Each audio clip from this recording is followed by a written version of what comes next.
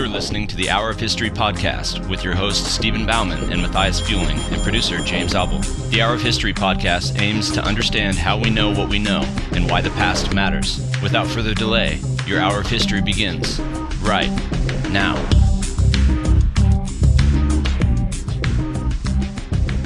And welcome to Hour of History. I'm Stephen Bauman, and I'm here with Matthias Fueling, and today we are going to be talking about fake news. What does that even mean, Matthias? I just hear it so much when I'm on Twitter. Everyone's just hashtagging fake news left and right, and I think that's an important thing to do before you have a discussion about any historical topic, is what does it mean? So what is fake news to you? To me, well, it sounds very Orwellian. Right? Like, it's a term when you stop and think about it. Time out. What does Orwellian mean? Okay, whoa. Let me speak, man. My God, man. So Orwell, creates, sort of this dystopian future in his novels, particularly in 1984. But right, this idea is sort of, right, that there's like the newspeak, or like weird phrases, weird terms, right? The language of authoritarianism. Didn't he write that very famous language like English and the politics of language or something? You know what I'm talking about, right? He says, like how to write well or something, but he says, right, that in the future, sort of authoritarian governments will use sort of weird terms that sound familiar but are actually very strange to talk about the world. And it's not saying that we live in an authoritarian world in the United States yet, but fake news is a very Orwellian sounding phrase to me, because it's like, well, what does that mean? Like, isn't the news supposed to be real? But so what is fake? To my mind, though, right, fake news started as a critique of things that were like supporting Trump, right? Remember the campaign? That's how it started. We're already like forgetting this, right? Right. But like, it started as a term that was used by fairly credible people to critique all of these really wild sort of disinformation, just totally false articles that were being pumped out through the internet. And they were saying, like, this says it's news, this says it's doing like factual reporting, but it's all wrong, it's fake news, it's not real. But then, of course, Trump, in his sort of like genius of stupidity almost, it's like, what do little kids say? It's like, like, I'm rubber and you're glue or something. What bounces off me and sticks to you. That's like Trump's like modus operandi right there. And so like he takes the term fake news and then he just throws it back at the face of anyone who critiques what he does. Right. By which, ergo, the fake news people appropriated the term fake news and then weaponized it against the very people accusing them of being fake news. It's really crazy. Yeah, so to me, and the first thing I hear when I hear fake news is I just hear propaganda, which is not, is a little different, right? It's a little different. But at the same time, these sort of news, the way in which they're the same is that these news wars of putting forth a viewpoint and spinning it and sending it back, those kind of things, these news wars have happened for a very long time. Since the beginning of newspaper. Well, like, since the beginning of news, there's been quote-unquote fake news. I'm sure some would argue even since the beginning of a printing press. Or even since the beginning of basically the written word, right? Forgeries are old. Right. But I'm thinking fake news in my own mind. I don't think just propaganda. I think like disinformation. Right. So give me an example. So which is different. Well, so I feel like with propaganda, it's where you have a very specific kind of ideological line that you want to get pumped out into the mainstream, right? There's like a position you want to just be spread across society, right? And so that's why we see like governments use propaganda to say like, this is what we think, this is how things are, yada, yada, yada, right? Like, governments drop leaflets from planes during wars, that's propaganda. Can I give an example? Yeah. This is one that my students had no idea about, was Voice of America. So the American news radio service, like, this was big during the Cold War, that would be broadcast over China to the far reaches of Russia and these kind of things, and it would put forth an American viewpoint on recent news issues. Yeah, and that's propaganda. And now, I don't think that all propaganda is bad. It's just more kind of, we usually think of it as pejorative, right? Like, oh, it's propaganda. Right. But no, that's not necessarily the case. It just means that propaganda, is like a specific ideological position that is being pumped out or being, spread by governments. Or even now, we live in a world where some like corporations are bigger than governments. Certain corporations use propaganda, right, to say a specific line. Now, of course, propaganda can be false, like totally not true, right? Like tobacco companies being like, it doesn't cause cancer, or or sugar companies being like, well, are you really sure about that research, And so I think that's different to disinformation, which is the active spread, not of something you want people to like hold to as a line ideologically, but the active spread of something is false and that you just want to get spread in the mainstream just to like mess with things. To disrupt, exactly, which is a classic thing of like war and strategy is you want to keep your opponent, on their heels. And so, right, the element of surprise, I think, is directly linked to disinformation, right?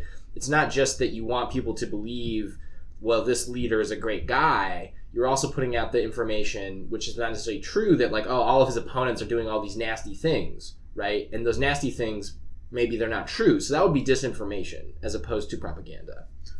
But I think... That's a very ad hoc, off-the-cuff definition. No, it's fine. But I think the sort of disinformation, if that's what it is, does also serve as propaganda for people who are already leaning that way. So if someone's on the fence but slightly leaning towards something, say it could be anything Catalonian independence, someone who's in favor of Catalonian independence, they're more likely to consume disinformation if they want Catalonia to be independent. They're more likely to assume... they're more likely to look at things that support their viewpoint, right? So, right. But where I think we're getting here is sort of like the way in which social media has created just massive information bubbles, filter bubbles, ideological bubbles. I don't really know what you want to call them. Any of those terms works, I think. But like this idea, right, that just the way data analytics works now, and if you're smart and you know how to like use that information, you can get out really a very specific like line of thought, because you can like track somebody's online stuff and be like, well, the person who does this, who shops here, is more prone to support, say, for example, Catalonian independence. Yeah. So you link them to an article about Catalonian independence. That gets linked to another thing. And then that other thing, right, might be totally bananas, right? Yeah. It can be, like, literally, like, or something nonsense, like... yeah. Nonsense, or just like, just not true, or just something very propagandistic, right? Like something like, do you support Catalonian independence? Well, hey, go to this link and read about how Putin is like the greatest guy on the planet. Right. Or how like what's happening in the Donbass in Ukraine is like, it's just, it's just, there's not a war going on, right? Stuff like that.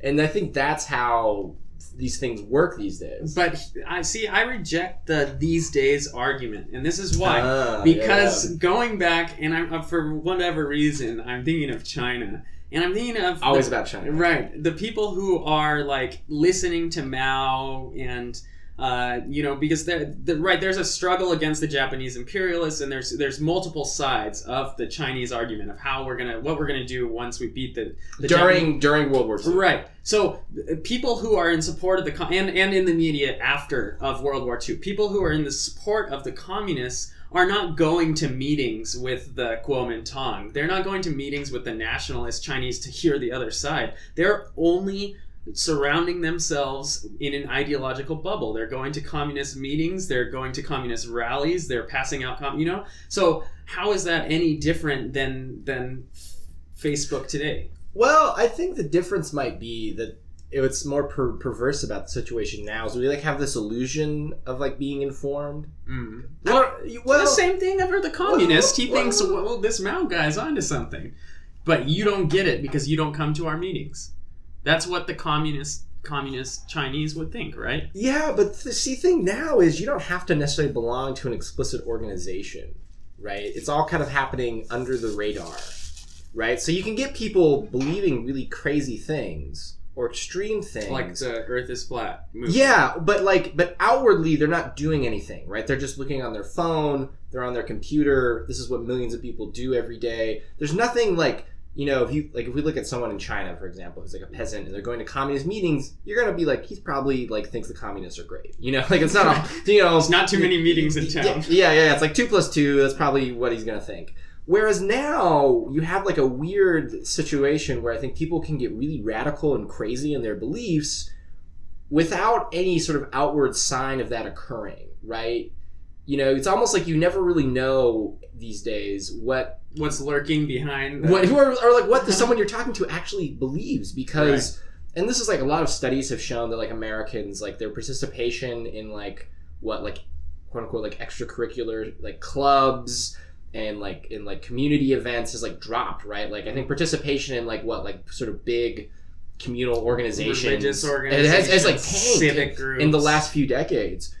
But so like usually, right, you can usually like, oh well, this guy like goes to the Eagles Lodge and like is part of like whatever, he's probably like a conservative, right? That's pretty easy. That's not hard to do. Like you just sort people sociologically. Now though, none of that applies because people don't go to these things anymore. But so it's hard. They don't to go tell. to them publicly, but we know if someone's visiting the Donald on Reddit every day, right? That's true. You're probably like, but the thing is, you don't know that as a person. But you know who can do that is big companies, right? Hackers, people that actually know how to use data analytics can track that. But it's more insidious, right? Because then they can track what you're doing online, and then they can start like playing off of what you're doing and slowly, subtly sort of inject certain ideas, certain concepts into like the greater population via like linking to like things like, oh, this person goes to the Donald a lot. Well, I'm going to put a link here or put out this idea here or make this post here.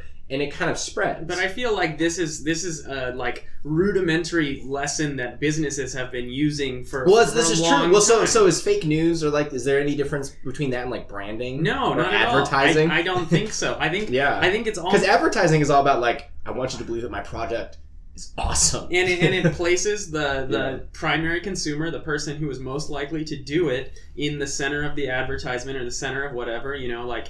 It would be a great study to like look at running shoes or running shorts and advertisements from the 80s up to the now. I bet you see a complete gender shift in advertisement, and that kind of thing to me is very not much different than fake news. Or the filter bubble has learned is a descendant of that sort of line of that's like what like social critics were even saying in like the 60s and 70s. They're like, if this whole like big business advertising behemoth keeps going the way it is, it's gonna like destroy American society. Like people were like, well, no, seriously, people like being kind of apocalyptic about it, and I think they were like onto something because it may be in a way. I think now, right, with the rise of quote unquote like the businessification of government, people are like, and I think it is kind of tracks in that same line that businesses think in terms of like advertising and branding and pushing a certain narrative and idea about their product and their company.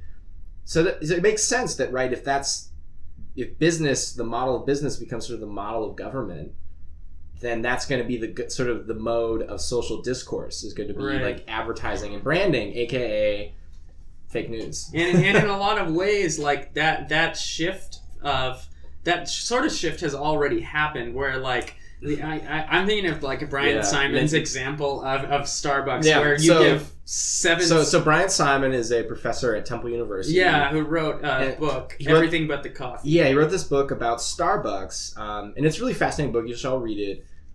We know him, so we're biased. So fake news, we're plugging our buddy. But so he takes a kind of a quasi-historical, but also like kind of a journalistic account of what Starbucks is. How does it work? Yeah, and it's fascinating because it goes into detail about like the placement of like the tables, the placement of the CDs that you can buy at the cash register. Like the music they play, and you see the Guatemalan farmer on the wall, and you're happy because you give 7 cents. Or 1 cent or 1/10 of a cent of your purchase goes back to him, and then you feel good, and at the same time you get coffee, and that even if it's totally bogus. Which, if you think about, that's like a lot of ways that's sort of what the government pushes. Well, I think it's more the idea, right? The danger with that is if that becomes the model of how like information works. Truth kind of goes out the window. Truth doesn't matter. Truth doesn't matter. It's feeling, it's perception. Which is right? danger. Which is dangerous because once the truth goes, it's not hard then to sort of like manipulate people through their emotions, and people can get really worked up over what are seemingly crazy things. So so let's do like some historical examples, right? I'm thinking just here on the East Coast, like the Salem witch trials, classic example of just kind of like mass hysteria over something that's not true, but you already take people that believe in the supernatural, you fuse it with sort of like a few girls lying, and next thing you know, plus a severely repressive religious system that has the potential to off people. And that can be easily abused, and then boom, you have the Salem witch trials. It's really terrifying. So, but again, this kind of goes against the fake news being anything new system. Like, yeah. So is this then just a like human reaction? Has this been like, I posed the question again to my students because we looked at an article that said Catalonian elections, which happen on December 21st, are in danger of fake news manipulation. So people who might not vote for Catalonia, the parties that want to be independent, might be persuaded by these bogus articles, by Russian bots on Twitter, so on and so forth. So I posed the question to the students, is this anything new? And there was almost a universal consensus among them that no, this is not new, and this is just something that we've had to live with our whole life. Yeah. Well, they're also digital natives. So does that make a difference? Well, I think they're... I think... So I'm 27. I'm so old, or so young, depending on your own age. It's all perspective. Yeah. It's all relative, man. But right, I'm basically digital native, right? Like I don't really remember a time before the internet. Mm-hmm. Like it really kicked into gear when I was like 5 or 6, and I just used it growing up all the time. And so I think it does perhaps make people who like grow up using it naturally, you're more attuned to the idea of like, there's like, that's just how the internet works. There's just crazy, sort of information wars happening all the time. Whereas maybe it's sort of like older generations, they're like, my God, but think about it, right? I think it's important to think also like the rise of this fake news phenomenon is also just the sea change in kind of our media universe, not just for like people in America, but globally. So number one, before the 20th century, most people in the world are illiterate. Right. That's something always to remember. But it's always to remember. It's like throughout human history, almost everybody has never known how to read or write. Period. But Matthias, in my past life, I was a king. So. I know. Okay, Mister. Like I'm part of the 1% of the 1%. Yeah, exactly. Yeah. But so for a long time, right? Like information is like something that only the wealthy and the privileged and like the elite of society have access to. So once you start getting the rise of like mass media in the 20th century, though, it's still pretty centralized, right? Like in the States, for example, like in the 50s and 60s, what could somebody like look to get information about the world? There's Time magazine. Well, there's some magazines, right? There's like maybe like Reader's Digest, Time magazine, Newsweek, maybe the Atlantic, right? But there's like not that many, right? There's maybe like a couple dozen, right? Which is not a lot. There's like a few big newspapers, and then there's like little local newspapers, but there's not that many, right? Like it's still pretty centralized. And then you have like 2 or 3 channels on your TV, and so like you're like you watch Walter Cronkite everie night, and it's like that's just what you do. He's right. Walter Cronkite is the face of the news, right? Like Walter Cronkite can't. You're lapsing into a Cronkitean accent. Yeah. He can't lie because he's Walter goddamn Cronkite, Okay. But language with that. I know, for the children, it's all relative. But I think then, right, starting in the 80s when you see the rise of cable news, you see the rise of, then slowly, right, the rise of the internet, and very quickly, right, that very centralized kind of media universe, right, where like somebody who's like fairly well educated and who's fairly up to date, right, can just like look at like say 5 or 6 magazines and like 4 or 5 newspapers and watch the news, and they basically have consumed everything that there is to know, in America in one day. Whereas now you can't possibly attempt to go through even just all of the major news outlets, right? That would be like 30 different websites or 30 different news organizations or more, right? Like you can't, it becomes so explosively vast that there's no centralization of, I guess, narrative or of fact anymore, which I think for a lot of people, right, and I've talked about this in my own class, I think a lot of people thought it was like a good thing, right? The rise of the internet will create this sort of like information utopia where, all the facts will be revealed because there's no longer a centralizing of force on it, right? Like all these news channels It just means there's going to be like, just a greater and greater amount of information, and people are going to like get so much more information, and like it's no longer going to be like just these one or two talking heads, right? I think particularly people on the left, I think there was like this digital utopianism, right? Yeah. Where they're like, stick it to the man, like listen to the underground voice, don't listen to the government. And then they're like, so the idea is the internet's going to provide just this range of different opinions. And then just the exact opposite happened, where the internet didn't like create this new like wiser, more enlightened like population. It just made everybody just get crazier because they could just entrenchment. Because you just find something you like, and you don't even necessarily have to think that consciously. You just read things that you find that already kind of agree with you or that you find appealing, and then very quickly you're in that bubble. And you don't even have to look for anything else because you're already keyed into the feedback loop. So like once you follow one MMA fighter, Instagram has every other MMA fighter for you, and then you'll get tracked. You'll get advertisements on Amazon or other sites for like certain gear, right? And then just if you switch that to politics, right? Boom. I mean, there you go. And that's where like it doesn't matter if certain things are exposed as false, right? Because it's the narrative is too powerful at that point. But you said that's historically right. So this phenomenon is new. Just the internet, the mass proliferation of the media is very new. But the phenomenon of like what happens with the information bubble, you're right, is a very old phenomenon in the industry. Yeah, and I'll talk a little bit about it. One thing I study is the 1930s in Cuba and the outbreak of World War II. And Cuba was going through its own sort of chaos. And what's interesting about the political chaos that Cuba was going through is that they have printing presses and they have a lot of news organizations rising, and the government slowly decides which ones are legal and which ones are not legal. So you have your conservative newspapers and you have your more liberal newspapers. And just lately I've been going through the communist newspaper. And in 1930s, Cuba's not a communist nation, but they have a communist newspaper. And this communist newspaper comes out heavily in favor of Jews and fighting against this anti-Semitic message that was pretty strong in Cuba at the time, defending taking in Jewish refugees, and probably because some of the members of the newspaper were Jews themselves who had come to Cuba in the 1920s from Russia, from Poland, and they were putting forth this message of we need to stop anti-Semitism and we need to allow refugees into Cuba. Now, I'm thinking to myself as I'm going through these newspapers and reading this message that sort of disagrees with what historians have written about Cuba before, saying most Cubans were fascists and most Cubans were actually trying to get the Jews out of Cuba. What's interesting is this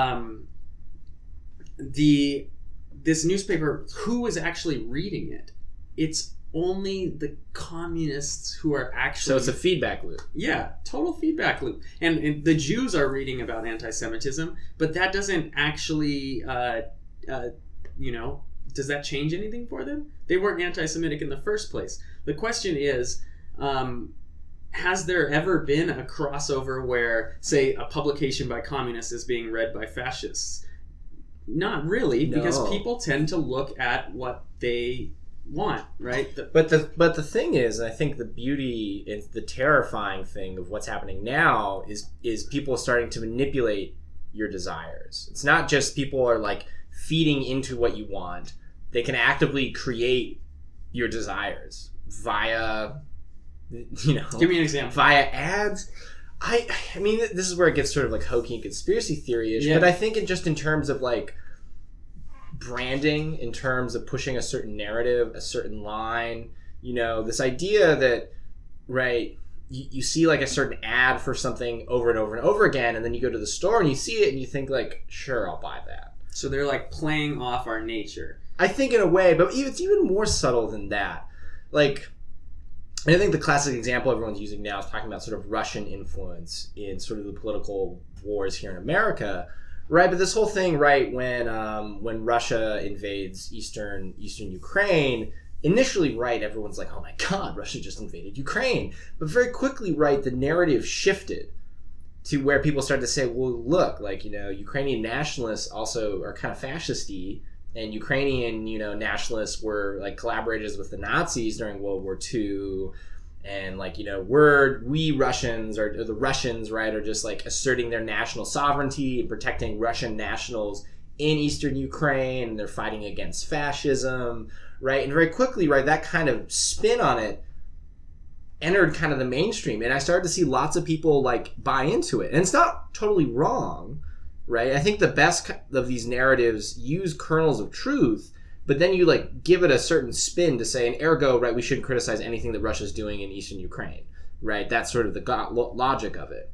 And I think, right, so when people start having political debates, they can like very easily latch on to some of these things and say, well, I read about it here.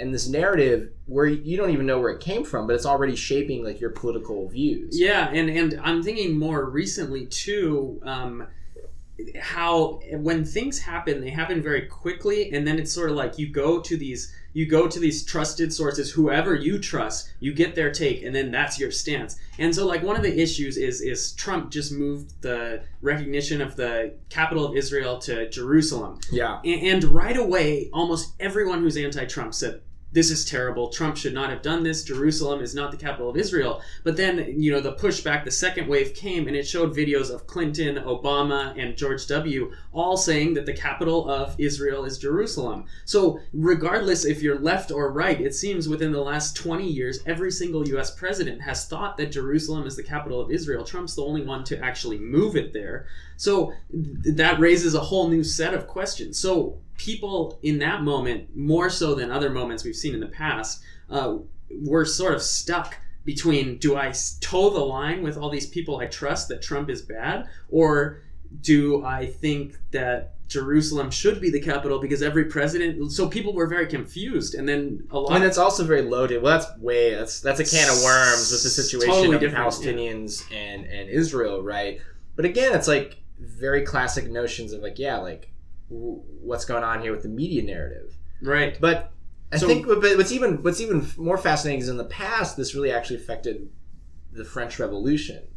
So there's actually a historian by the name of Robert Darnton. Have you read Darnton? Yeah, I've read Darnton. Yeah. Great Cat Massacre. Great Cat Massacre. Exactly. Well, so Robert Darnton, right, is this like very famous historian of sort of early modern France and of the French Revolution. But his like game, like his like little niche, is talking about like the printing press and like the development of like a reading culture and the proliferation of books in like pre-revolutionary France. And he has this argument about what he calls the gutter Rousseaus. And what he says is like, so he's saying that like, look, France on the eve of the French Revolution is a big state. It's creating a centralized public schooling system. Mass literacy is on the rise. You see all these young men who like have these dreams of grandeur or delusions of grandeur, and they move to Paris to become the next big writer. Sounds like a hipster. Yeah. They are kind of hipsters, right? They're like, they're kind of country bumpkins, but they're like one of the first generations in France to be mass educated. And they're like, I'm going to be the next Rousseau. And then they move to Paris, and then it just like all falls apart. But so what happens to all these people?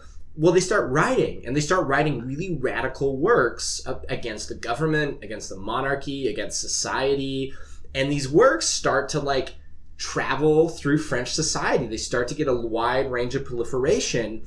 And Darnton's argument is that if you want to understand the revolution, you need to understand all of these really radical ideas that are being spread kind of everywhere in French society because of these, what he calls the gutter Rousseaus, right? These like poor country like bumpkins who become like Parisian hipsters, and they're like poor and starving to death and have syphilis or something, right? Yeah. And so, but that's also the idea, right? Is that then because the government in France or the aristocracy and the royalty can never actually create a good counter narrative, the argument of Darnton is like this idea that the monarchy has to go just becomes overwhelming among the major population. Right. So, that's sort of like the power of print, and Benedict Anderson. That's like blah blah blah. We don't need to get into that. But so these gutter Rousseaus are pre-Twitter tweeters. Yes. A little bit, but that's so. Then what we are coming to then kind of is like the government's not going to be able to control this sort of wide turn. And I think that's where Trump has found a lot of his success, is he kind of plays off like these like Pepe the Frog. You know, it's ridiculous and it's absurd. Meme magic. Meme magic. And meme magic is also, I think, another word for propaganda and disinformation. Totally. You know? but gone are the days, if they ever existed. I'm not sure they did. But gone are the days of a politician like sort of disavowing this and saying, you know, like, okay, so let's use the example of Abraham Lincoln, who doesn't go stumping. You know, when he's going to become president, he stays in Illinois, and when the journalists come to see Lincoln, he says, I read these speeches I gave. Yeah, you can't honor those days. You can't get away with that anymore. But also, I think it's like interesting too, right? With the rise of TV, right, where the image of the president becomes way more important than their politics in a way. But right? That's shifted too, because no longer do you have to be like a JFK looking good on TV. You can be a Donald Trump where someone, you know, they draw him extremely ripped and like a younger Donald Trump. But and, you know, like in no way what he looks like. No, totally wrong. But if you go to some of these websites... It's like, I am the God Emperor. Right, he's portrayed as a god. Which is totally bonkers. Yeah, but I think it's also important, I think, is that it's like the reality show-ification of America and American politics, because Donald Trump gets famous for being on The Apprentice, right? That is, right, like Donald Trump without The Apprentice, I don't think would ever have been president, right? Because he basically is in the public eye getting seen and portrayed as being like a big, bad, genius business executive for like 14, he's on The Apprentice, what, like 14 years? A lot of seasons. Like a lot of seasons. He even have Cesar Millan, Dog Whisperer. Yeah, and like he had everybody. and so, but also it's because you take a lot of successful people who are celebrities and put them on The Apprentice, and then it makes him seem even more successful because it's like he's teaching these people, you know? Right. And I think that in a way helps explain some of his appeal, is because it's also like, because reality shows are just stupid and dumb and fake. But we can't stop watching them. But you can't stop watching them, and it's not hard to be like, well, he was on The Apprentice. Or there's a really good documentary that everyone should watch called Get Me Roger Stone. Mm-hmm. Have you seen it? I haven't seen it. Steve! You need to just go home immediately and go watch this documentary. But so Roger Stone, right, is this like quote-unquote political dirty trickster who has like been kind of weaseling around Washington D.C. since the Nixon age, and was like part of Watergate when he was like 19, like one of those like crazy types. Mm-hmm. But he had this really good line in the documentary where he said, do you think most Americans, and indeed most people, differentiate between entertainment and politics? Right? It's where politics now, because with the rise of just overwhelming media influence, has become kind of the WWE. It's become reality TV. And so it's not hard to it's not hard then to see a reality TV show like host who's been on for a while just dominate, because the format is now the same, right? Like what are these presidential debates anymore other than like, you know, and what are they going to be? What are they going to be now that the precedent has kind of been set? Yeah, it's really bonkers. But that's, and this is not only, like, you're good to mention that this is not only an American issue, and you see like sort of the memification of Justin Trudeau in Canada always being, you know, this pretty boy prime minister with, he runs and he supports gay rights, he's a vegetarian. You can find him shirtless doing yoga. Or Joe Biden, the memes there. Yeah. Obama. I think Obama might have been like the first kind of meme president. Yeah. I mean, Bush, not so much. But he's getting a resurgence. There is a steady like sort of W nostalgia where he's kind of like almost like the Queen of England, like a father figure for America. Where it's like W was a good man, right? Where it's like, no, at least I'll say that. That's fake news. But I'm not about the W nostalgia. No. But he stopped drinking when he was 33. Can you do that, Matthias? You only have 6 years. I mean, I gotta start drinking a lot. You're gonna have to find Jesus first. I know. I mean, I'm gonna have to like just like go crazy and then find Jesus, or like the Reagan nostalgia again, right? Yeah. I think Stranger Things is also really indicative of like this weird 80s nostalgia, this weird, almost this kind of like nostalgia for the Cold War. Yeah. So when people thought, when things like made people will say when things made sense, right? It's like, well, we know the enemy is communism and the Soviet Union, right? And we're on the up and up, and and we're the land of freedom. Yeah, we should talk about that. The Stranger Things nostalgia, because of an informal poll I did in my class. I think it's indicative. This was the only show, and I ask throughout the semester. I'm always trying to get feedback of what the students do with their lives. The only thing I reached consensus on was every single student I taught this semester had watched season 2 of Stranger Things. Almost immediate, and it came out in October? Yeah, because it came out like a day or two before Halloween. So everybody over that weekend just binge watched it. So that is the one thing. So, and Stranger Things, takes place in the 80s, and there is this real Reagan Bush 84, right? That's very prominent. You can buy sweaters now that say which that. I'm sure people have. And people have, and usually it's people who are kind of preppy and they vote for Trump. It's like Reagan Bush 84. And it's like Make America Great Again.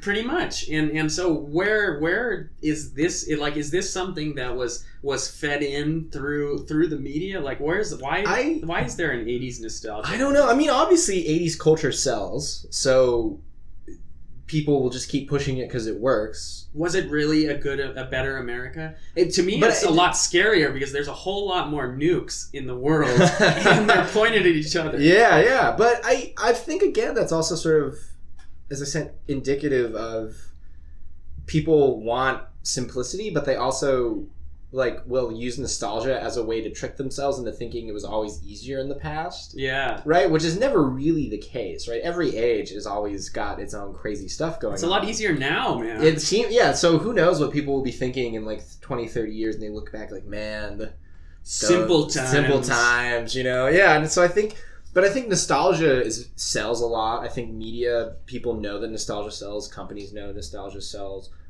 and Trump knows nostalgia sells, right? Yeah. We're going to bring back the coal mines, make America great again. Right. We're going to go back to a simpler time, a better time, right? Back when white picket fences and nice white families.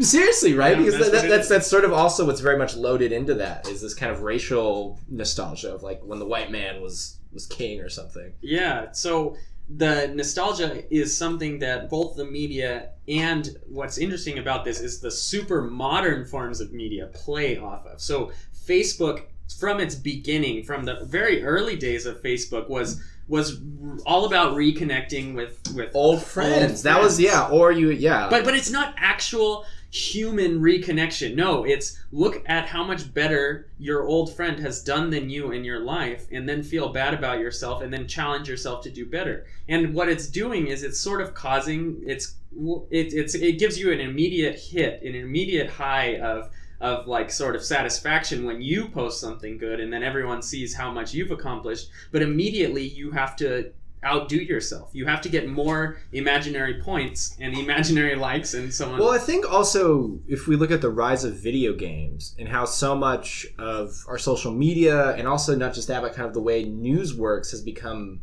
video gamified. I'm saying ified a lot. This episode. It's the new ism. It's the new meme, right? But it's also kind of the video gamification or video gamified, where you think of your social media is a point system, right? Popularity, like Instagram. Yeah, how many followers do you get? How many likes do you get? What? Are you an influencer? Yeah. People, it's this idea, and I think it's people love these little they want the points. It's a quick. They want the hit, influence, right? And especially, but this is why people love video games, right?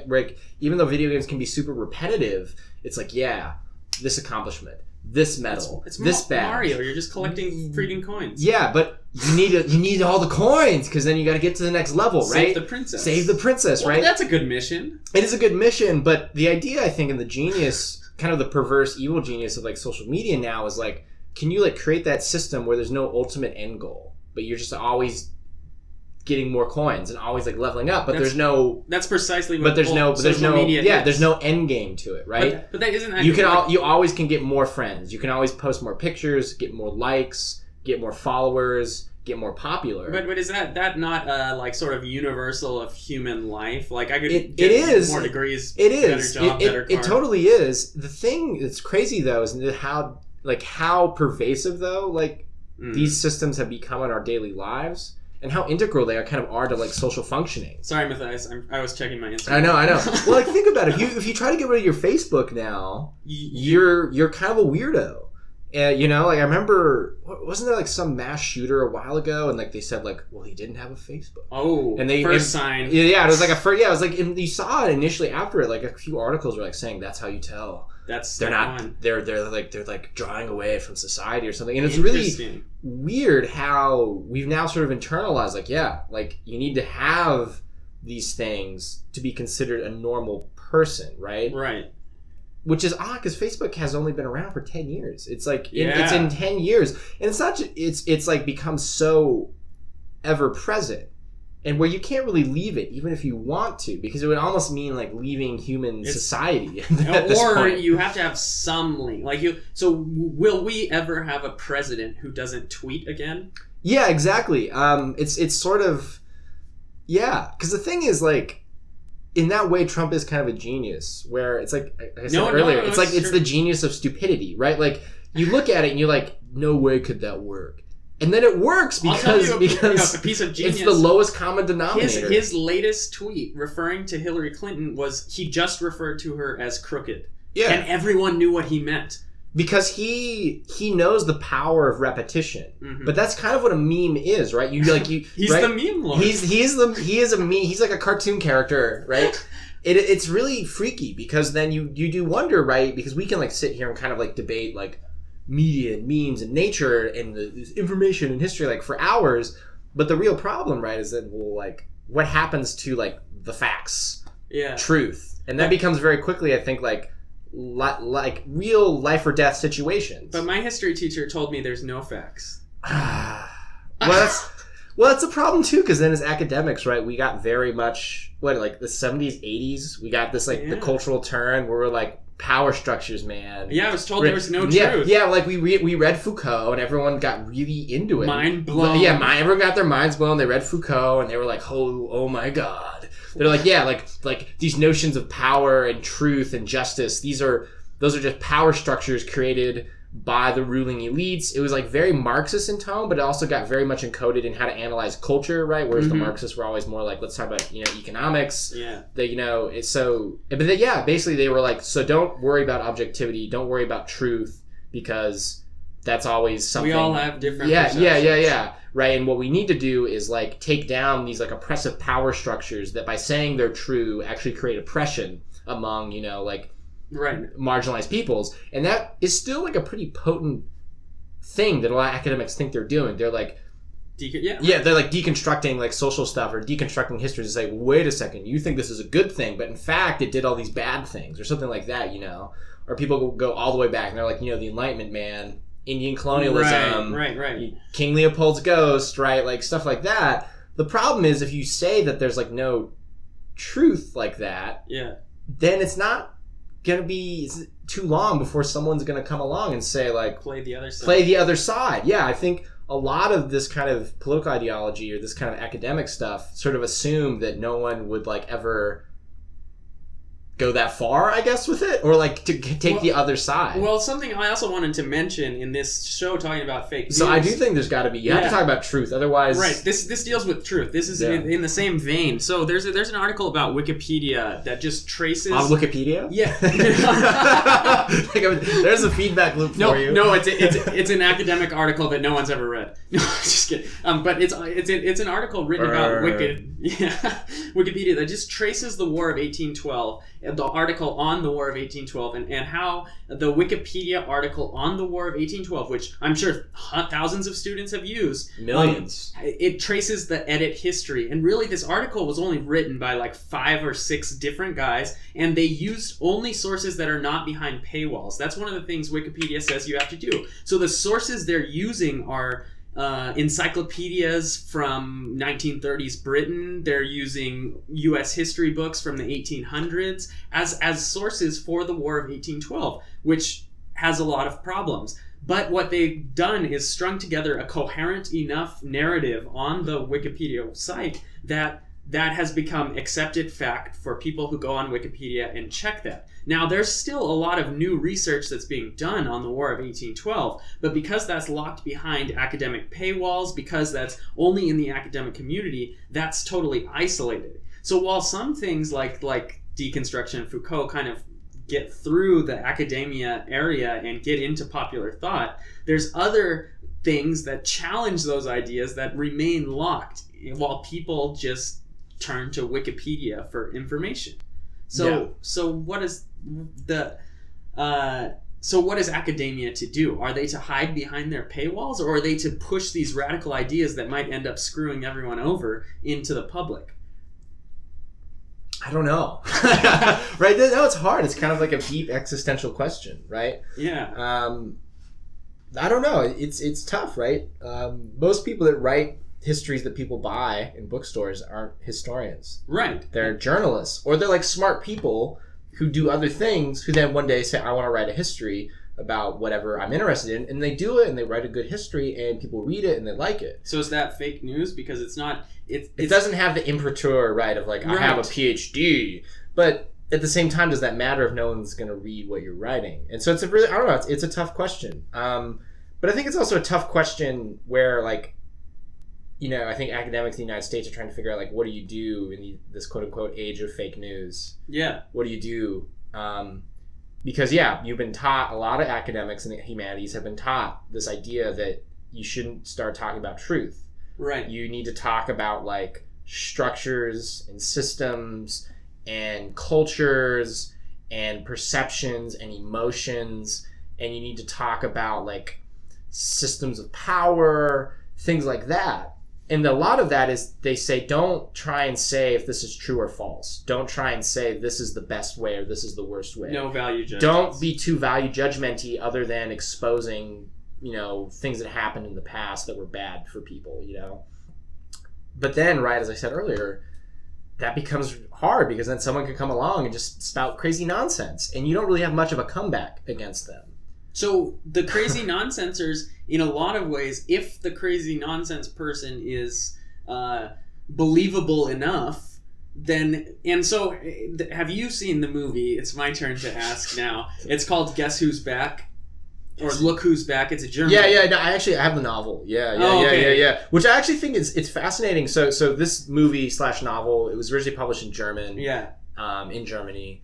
And I think it's in German. It's ist wieder da. Yeah. Like which is not just like, which is more like here he is again Here or he something is again. which is more like the little Better German, which I think sounds a little title. like he's like he's back. And so the idea, the conceit is kind of this like surreal kind of story where Hitler, right, 1945, famously dies by, you know, he like I think takes a cyanide pill and shoots himself in the head at the same time. Double KO. Yeah, and then they burn his body right outside like his bunker, and that's the end of Hitler. This is the Hitler that didn't get to Argentina. Yeah. Ooh. He had a twin. His evil twin, Arturo. There's like 10 movies about that on Netflix. God. And history. Which is, God, we could do a whole thing of like, why did Nazis Let's focus. in we need Antarctica? to focus. Yeah, okay. But so the idea of the novel is that Hitler wakes up in the in 2012, right? Like in Berlin, in the street, and he's just like, you know, he is the Adolf Hitler, and he like his last memory is committing suicide, and here he is like in full uniform, you know, thinking he's like the leader of Germany and he's a Nazi, and he's like, what's happened? And the novel salute to people. Yeah, and and then so the novel is written from his perspective of like, what's going on? And it's really terrifying because the way the novel is written and the way it goes in the movie is he like becomes super popular in Germany because everyone thinks he's like a jokester or a prankster or like a YouTube star, like because think about it, like if someone like starts going around being like, I am Adolf Hitler, people are going to be watch that. People are fascinated by the Nazis. Whether they're you're fascinated by Hitler disgusted or entertained. Yeah, exactly. Either or, you'll perversely if you're into it, right? Like, and so the thing is like this idea is that Hitler, also because he's like a really good like speaker and has a good stage presence, gets into radio. He gets into like having like a satirical news show, and eventually he gets back into politics in Germany, and that's like how the novel ends. But the implication is that, you know, this could happen. You could have somebody like Hitler, who seems totally insane and crazy and kind of ridiculous, get into power just the way that our information sort of universe is structured now. Mm-hmm. And I think it's fascinating that in the States no one has really brought that up with Trump, because that's sort of how I think about Trump. I look at it because he's so, I think, self-evidently absurd. Yeah. And yet somehow... And I think some of the problem is, and we just sort of fell into it, is the overuse of the Nazis and Hitler in media, the comparison. Which makes... Because the problem is that people went so far in critiquing him, then people who supported him be like, well, he's not that. Right. And then it's like, oh, well, he isn't that. And so then you sort of... People went too far and kind of like, I think, made themselves look... Like they kind of delegitimized themselves when they did exactly, that. Yeah, and that's a big problem for actually rationally looking at these sort of political trends and currents, because there's been a lot of writers who have been comparing our sort of discontent now to the Weimar. 1930s, the 1920s. People even calling themselves like the second lost generation, things like that. And there are, so that's a kind of common thought, but as soon as the comparison goes to Nazis, then it's just over. The discussion is over, and it seems like both sides are so entrenched that no one's going to listen. If you're accused of being a Nazi, it's kind of like, well, we're not going to have a level-headed discussion after that. Yeah, and well, I think some people would say, well, that's good, right? I don't want to have a level-headed discussion with people like Richard Spencer, right? Right. I think plenty of people think that, and they kind of should. Right.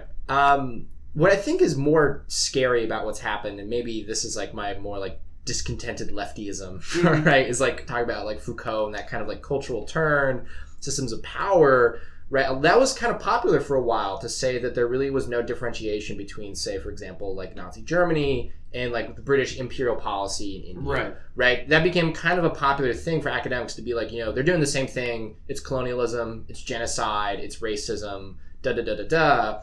And so that easily then became a way for people to critique, say, like the U.S. government, and saying, like, look at all these policies the U.S. government is doing. They're very gross. They're white supremacist. They're vaguely similar to kind of what the Nazis did, or they're this or they're that, right? But then the problem is, if you're already critiquing everything in terms of it being like an oppressive system, when true dyed-in-the-wool like white nationalists actually come along who are like, yeah, I'm a white nationalist. Yeah. Come at me, bro. No, seriously, it's there's like not much of a response that can be made, because people have already delegitimized the normal power structures that would have stood against these people in the first place. So I don't know, but like, so that's like my problem, right? If you think everyone's a Nazi, what do you do when actual Nazis show up? Yeah. Right? How do you respond? Well, and have you cried wolf too many times? Exactly. Right. So, I feel like that's something I personally worry about. Well, that's the delegitimization of sort of these like Trump Hitler comparisons. So you can agree that there's sort of an absurdity about both of their rise to power, but we can go too far in comparing them, and in that way delegitimize any useful comparison.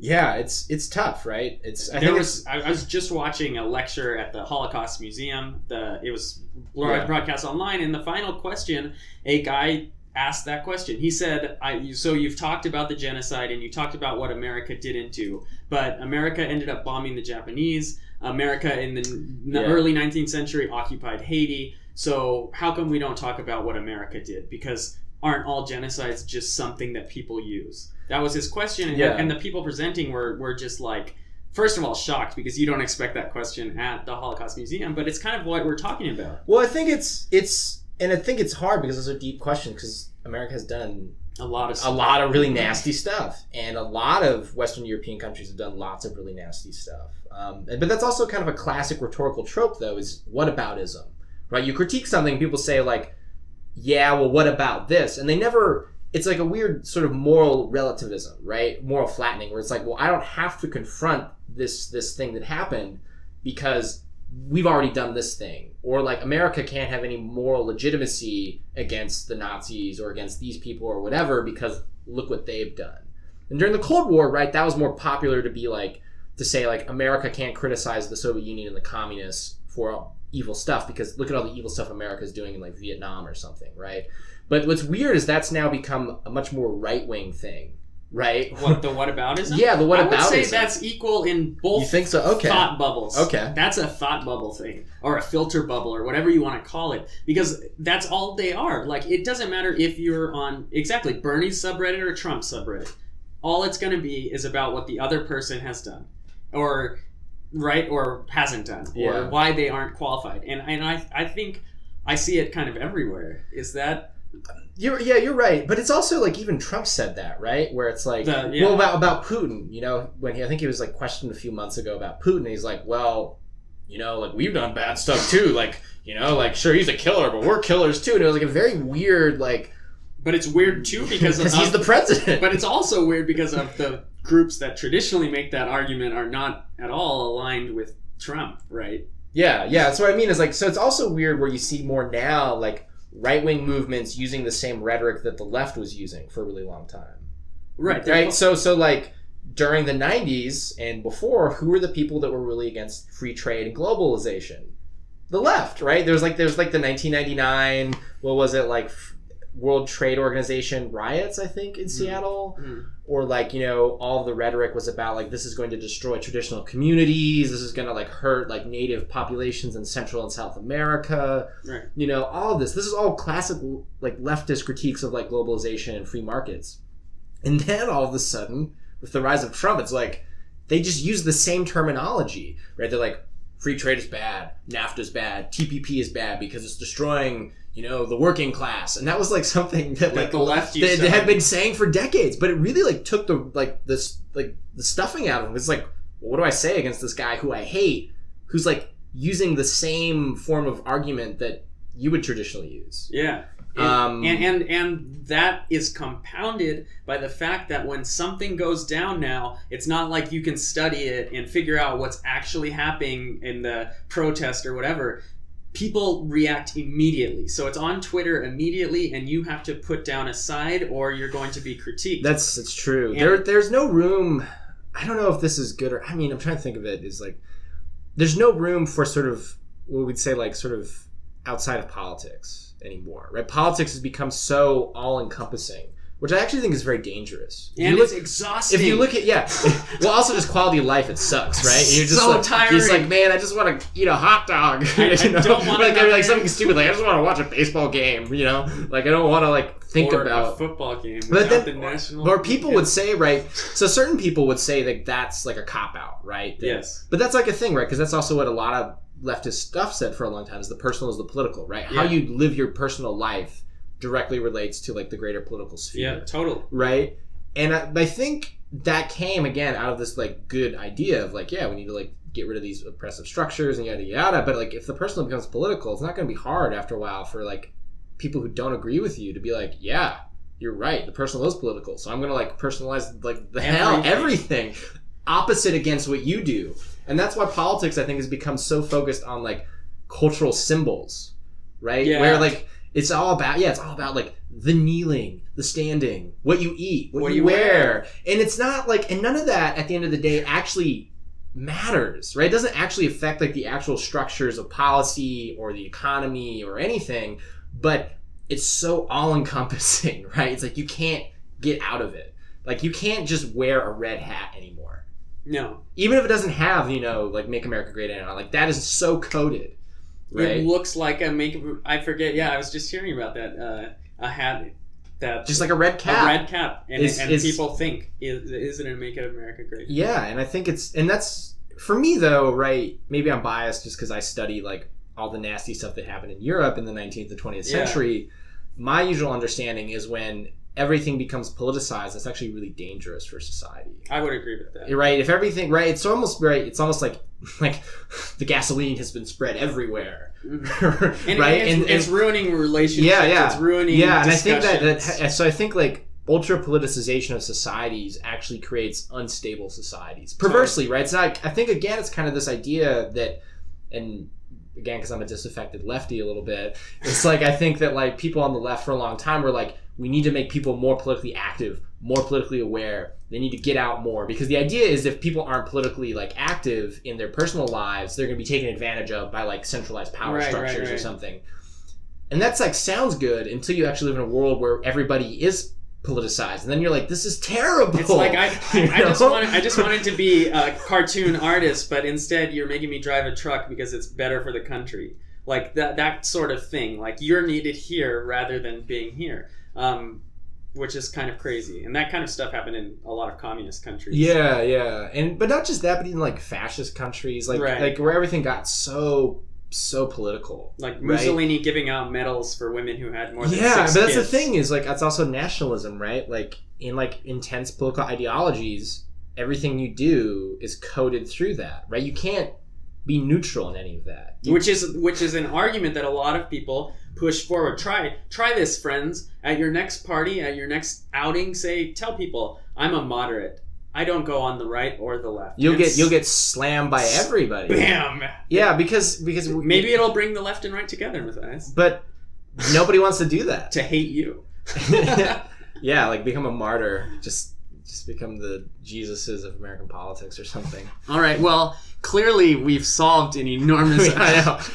The final word on all of these issues. No, but actually we're available now on iTunes. We're on Google Play. We've got an Insta. So we are now part of this information media bubble ourselves. And we hope that you make a feedback loop for us, because we obviously are above the fray. Yeah, we would appreciate that. So tell your friends, tell your enemies, tell people on the right, the left, and those that claim to be in the center. Spam on Facebook.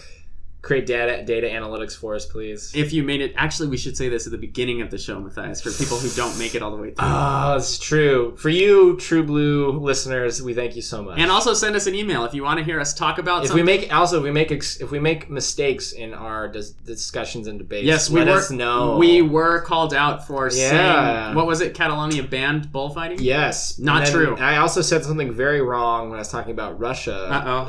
Do you want to correct? Or do you want to let people I want to let people find out. All right, great. So check that Russia episode out and call Matthias out. But for now, there is such a thing as facts and truth, ladies and gentlemen. Oh, yeah, let's just leave that. Mic drop. All right, everyone. Have a good week, and we'll catch you later.